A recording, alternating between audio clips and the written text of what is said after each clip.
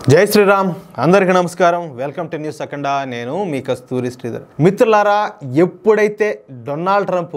America అధ్యక్షునిగా ప్రమాణ స్వీకారం చేశారో ఇక అప్పటి నుంచి ప్రపంచ రాజకీయాలు ఒక్కసారిగా మారిపోయినాయి నిన్న మొన్నటి దాకా అంటే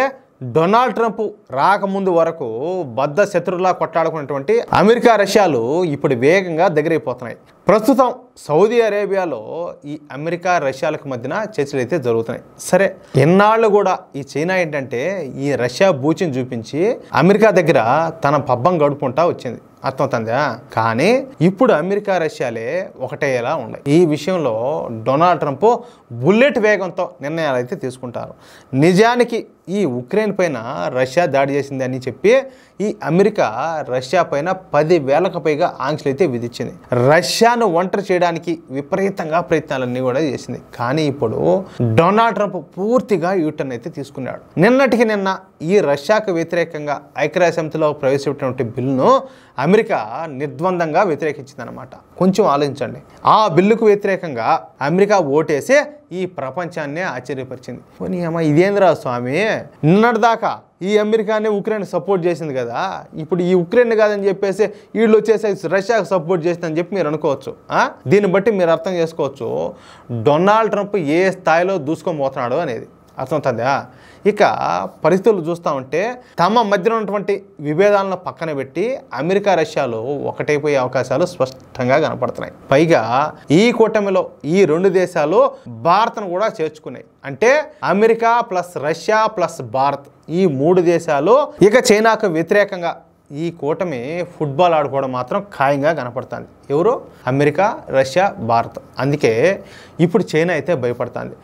భారత్ను ఎలాగైనా సరే మచ్చిక చేసుకోవాలని చెప్పేసి చైనా అయితే తాతకలాడిపోతుంది ఏమి ఇన్ని రోజులు మీరు చేసిన పాపాలు మర్చిపోయారా ఎట్ట మర్చిపోయారు మీరంతా కూడా సరేలే వేగంగా ఈ గ్లోబల్ పవర్గా రూపాంతరం చెందుతున్నటువంటి భారతదేశం తమకు అనుకూలంగా ఉంటే మంచిదని చెప్పి లేదంటే అమెరికా తనను ఫుట్బాల్ ఆడుకుంటాదని చెప్పేసి చైనా అయితే భావిస్తుంది వాస్తవానికి అయితే అది నిజం కూడా ఈ క్రమంలో నిన్న న్యూఢిల్లీలో భారత్ చైనా యూత్ డైలాగ్ సమావేశం అయితే జరిగింది భారత్ చైనాల మధ్యన ఇది 3వ యూత్ డైలాగ్ సమావేశం ఈసారి ఈ సమావేశం చాలా లోతుగా జరిగినట్టు తెలుస్తుంది ఈసారి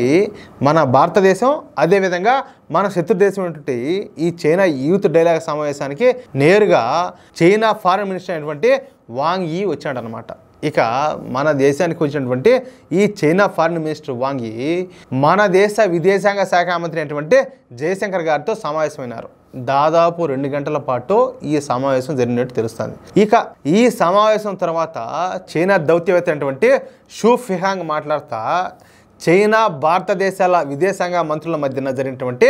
ఈ సమావేశం మంచి ఫలితాలను అయితే ఇచ్చింది ముఖ్యంగా గత సంవత్సరం రష్యాలోని కజన్లో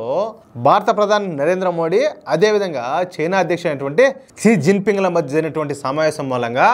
ఇరు దేశాల మధ్యన ఈ సంబంధాలు అయితే మెరుగైనాయి నిజానికి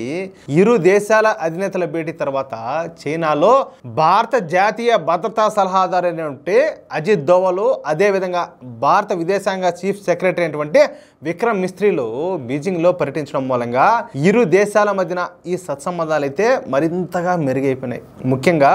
సరిహద్దు సమస్యలు ఈ ఈస్టర్న్ లడాఖ్లో సైనికులను వెనక్కి పిలిపించే విషయంలో రెండు దేశాలు కూడా ఒక అంగీకారానికి అయితే వచ్చినాయి ఇక భవిష్యత్ అంతా కూడా భారతదేశం అదేవిధంగా చైనాలదే ముఖ్యంగా ఈ G20 సమావేశాల్లో ఐక్యరాజ్యసమితి సమావేశాల్లో భారత్ చైనాలు ఒకరికొకరు పరస్పరం సహకరించుకోవాల్సిన అవసరం అయితే ఉండాలి రెండు దేశాలు కలిసి సరిహద్దుల్లో శాంతిని కాపాడాల్సి ఉండాలి అంతేకాదు ఒకరికొకరు పరస్పరం ఈ విశ్వాసం పెంచుకొని ఒకరికొకరు అండగా మరొకరైతే ఉండాలి అంటూ చైనా దౌత్యవేత్త అయినటువంటి ఈ షూ ఫిహాంగ్ మాట్లాడడం గమనార్హం అనమాట అంటే తమ అవసరం కొద్దీ చచ్చినట్టు ఇప్పుడు చైనా మన దారిలోకి అయితే వస్తుంది అనమాట ఇక చైనాను ఏం చేయాలనేది మన మోడీ గారు చూసుకుంటారు నాయన మ్యాటర్ అయితే ఇది మిత్రులారా ఈ న్యూస్ కనుక మీకు నచ్చినట్లయితే ఈ న్యూస్ నలుగురికి షేర్ చేయండి అదేవిధంగా ప్రతి ఒక్కరు కూడా మీ యొక్క అమూల్యమైన అభిప్రాయాలను ఖచ్చితంగా కామెంట్ చేయండి ఇంతవరకు మీరు కనుక మన ఛానల్ సబ్స్క్రైబ్ చేసుకున్నట్టయితే ప్రతి ఒక్కరు కూడా మన ఛానల్ సబ్స్క్రైబ్ చేసుకోండి సపోర్ట్ చేయండి ప్లీజ్ జై శ్రీరామ్